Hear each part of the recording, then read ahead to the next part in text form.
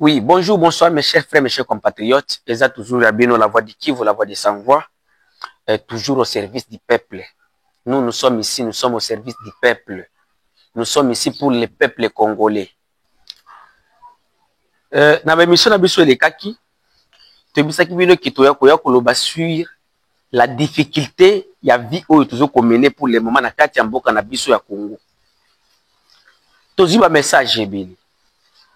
Après notre émission, oyo toyaki ko dénoncer bambongo oyo bazo koiba, tandis que vie ezali passe na kati ya Congo. Nous avions eu des messages. J'ai même un petit message ici. Il y a Moutoumoko, il y a Poto, il y a Belgique, il y a 33, plus 33.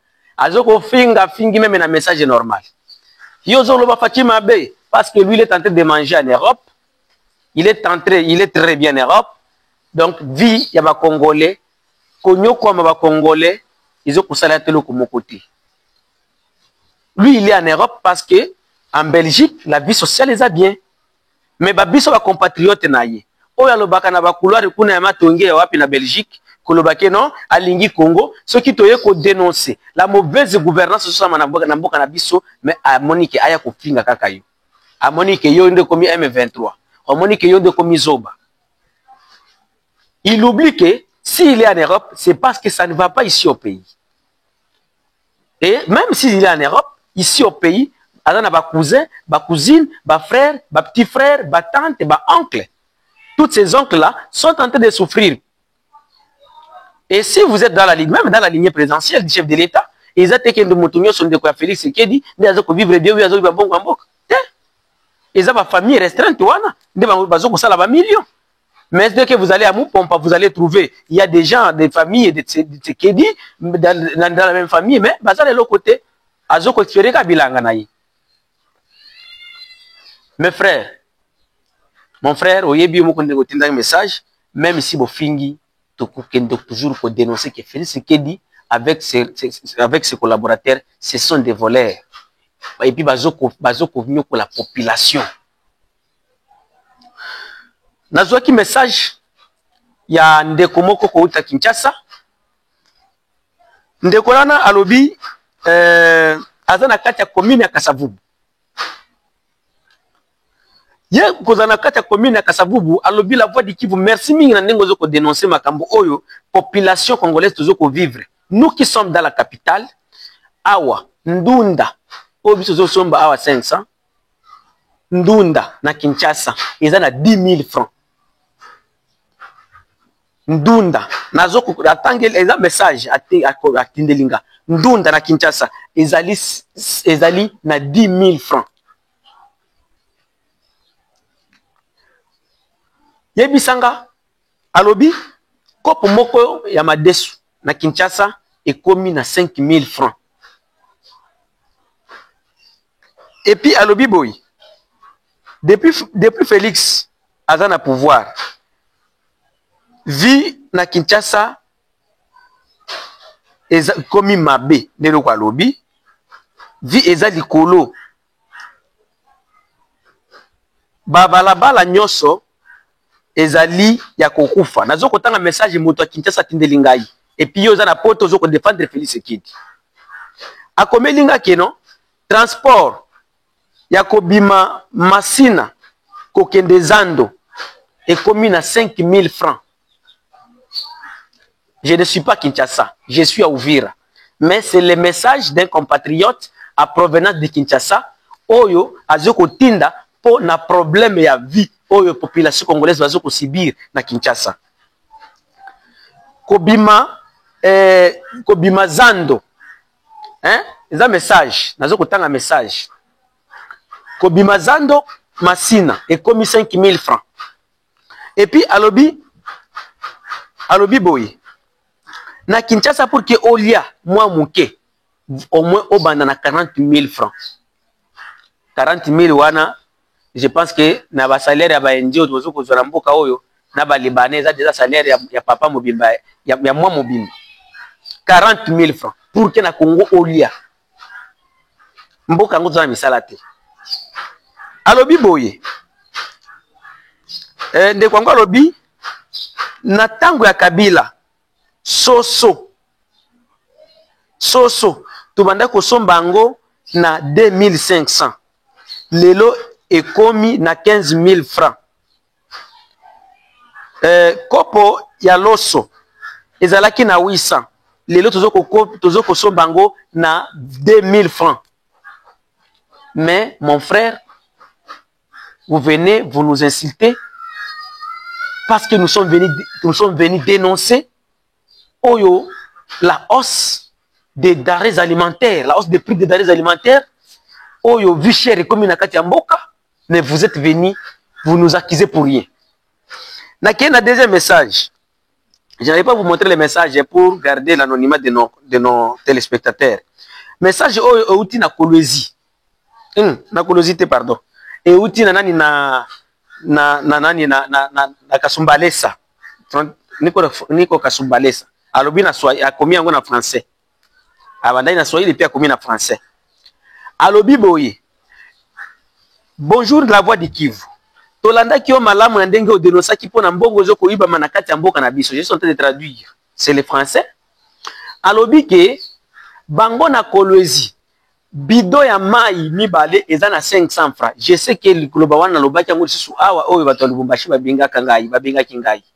Que na Lubumbashi, deuxième ville de la République, au bisonye soki to fandi to ki même Burundi to ki Tanzanie, to baka moni Lubumbashi na biso parce que c'est notre ville, il faut se sentir fier. Mais dans notre deuxième grande ville, batozo ko lanzala et si ka chef de l'État akendaka chaque fois.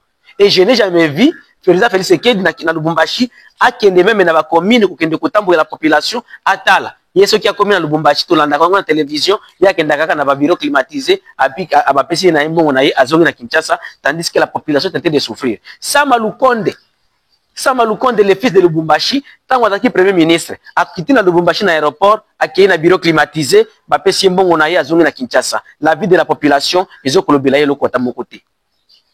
Moto ya lobi boye ndeko na biso ya Kasumbalesa na kati ya province ya Okatanga, alobi ke na Kasumbalesa voire même dans la ville de Lubumbashi, kuna 50 francs, 100 francs, 200, batushaka yango lisusu te. Dans une république, aujourd'hui, hier on était tenté de corriger Kabila, aujourd'hui nous sommes tentés de vivre le pur. Donc, dans cette république, 500 francs, de komika ka monnaie, oyo ozala nango. Mais, 200 francs, billet à 200, billet à 100 francs, billet à 50 francs, kuna na Lubumbashi na Katanga batushaka yango lisusu te. Eloko ya 100 francs eza lisusu te, eloko ya 200 eza lisusu te. Ekomi ya yote. Soki na 500 somba kaka ya yote. Et les ministres des finances, les ministres les chefs de l'État, la première ministre, ils sont à l'aise à Kinshasa parce que bazo rouler au félé et vous qui nous insultez sur les réseaux sociaux parce que vous êtes en train de manger avec vos cousins, vous êtes en train de piller la République, vos frères sont en train de, vos compatriotes sont en train de souffrir, vous venez et vous nous montrez à la télé que non, c'est vous qui avez la pension de la République, c'est vous qui aimez le Congo que nous autres, et vous avez le courage de venir nous insulter. Ndeko, finga o fingate, je suis toujours là. Je suis congolais, je resterai toujours congolais et je serai toujours là pour défendre les intérêts des peuples congolais. Je ne suis pas ici ni pour Kabila, ni pour Félix, ni pour Nanga, ni pour que ce soit, mais je suis pour ma république d'abord. Mais parce que si le Congo aujourd'hui va améliorer les conditions de la vie sociale à Congo, les bénéficiaires c'est moi.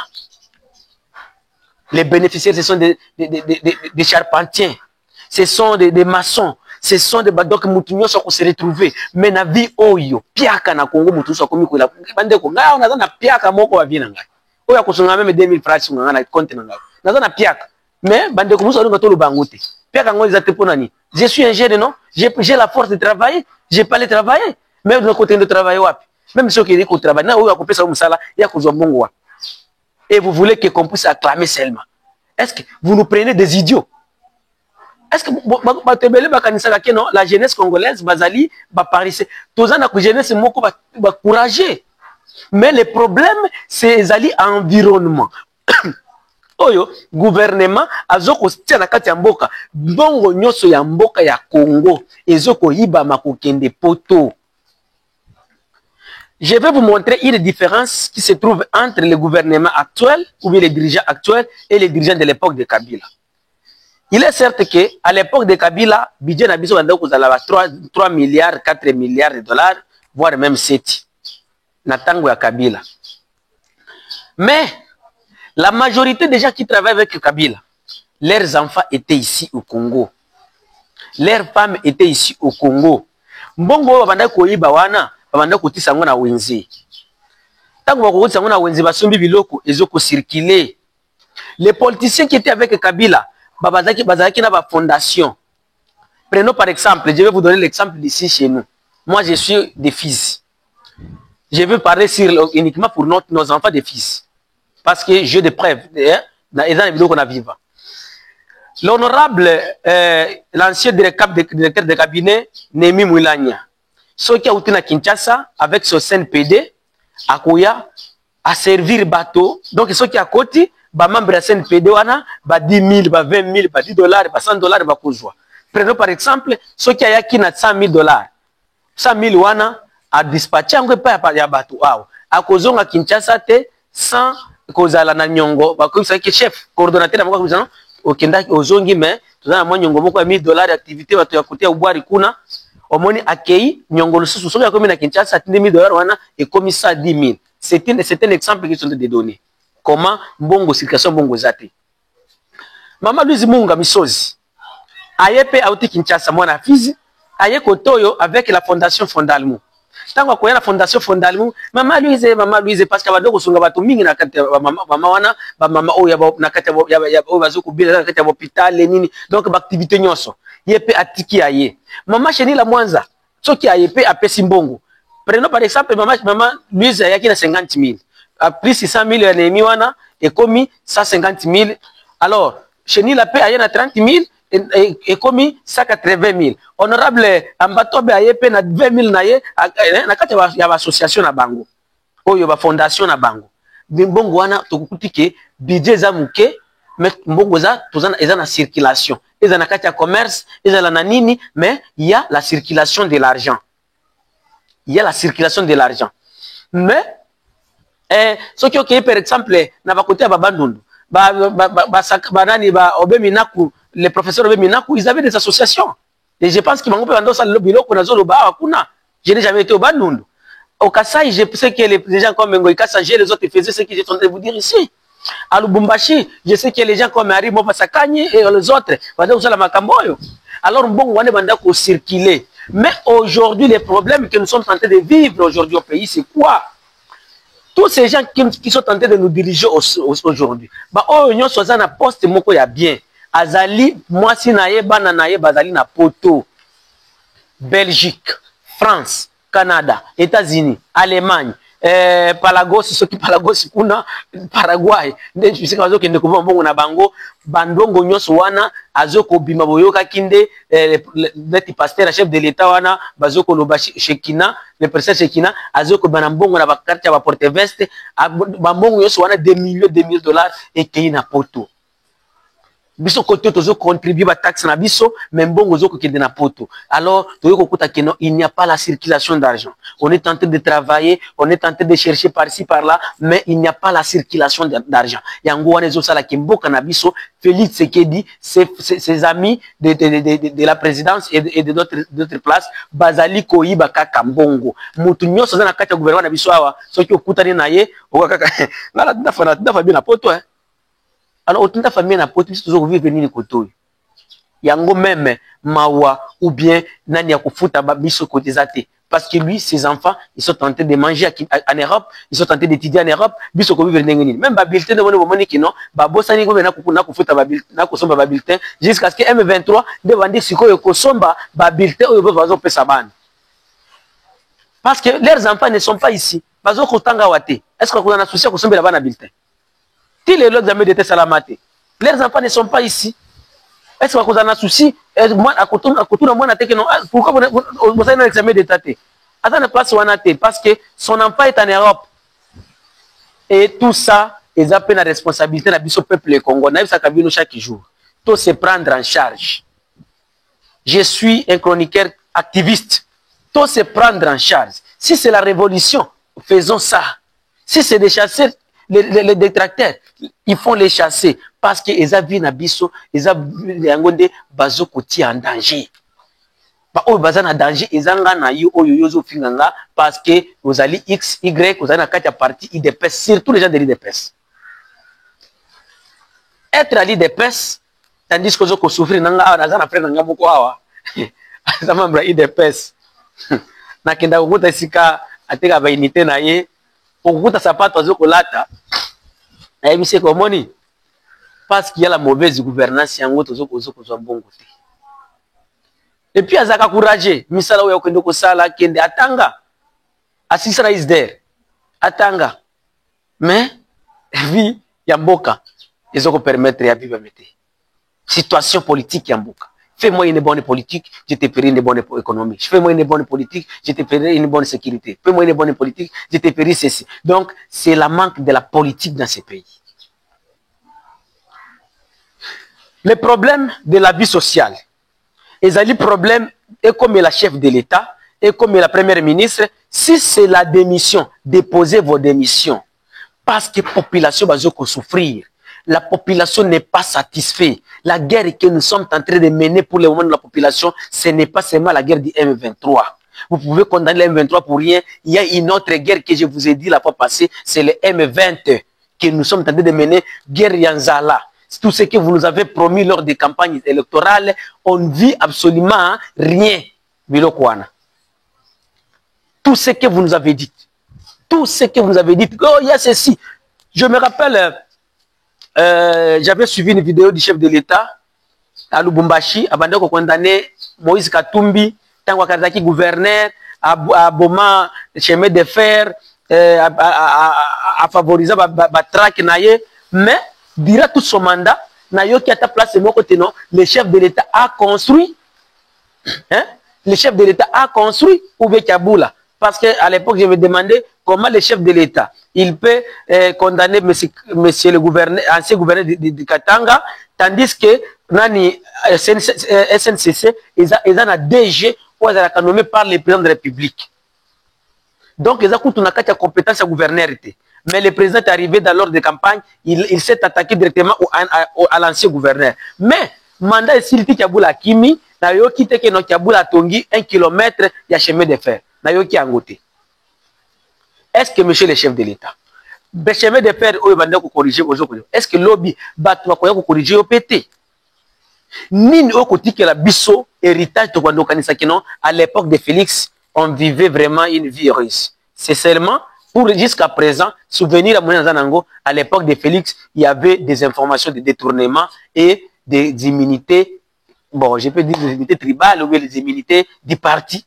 Donc, si quelqu'un est de votre parti, là, il peut voler et il ne peut rien être, il ne peut pas être poursuivi. Il peut venir et faire des faux bruits sur les réseaux sociaux, sur la télé. Lui, à ce que vous allez poursuivre. Mais si quelqu'un n'est pas de votre parti politique, ce qui a Koulouba, faux bruit bakangier. Corrigeons nos comportements.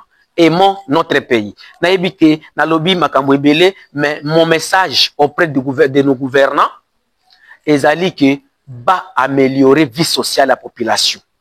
Toujours qu'on recevoir un message ébélé, qu'on dans la province Nyonso. J'ai même des appels, des gens qui des promenades de Kassai, bazoko lela, bazoko la vie, pas si. J'ai des appels, mes frères de Congo, babenga kanga mingi. La voix de Kivu, la population va satisfaire même à 2%, monsieur le chef de l'État. Parce que nous qui sommes dans des zones insécurisées, affectées par la guerre, nous sommes un peu bien quand même que ceux-là qui sont dans d'autres coins du pays, là où ils sont tentés de vivre la guerre du M20, à cause des chômages, à cause de Yanzala, impayement. À vous aussi, les peuples congolais, prenez-vous en charge. Comme le Koyo, Laurent Désiré Kabila, na Etienne Tshisekedi, Bayebi Sabiso. Et Sabiso, il a bien la voix de Kivu, la voix des sans-voix, numéro de Zawana, puis 243 85 88 08 330. Merci.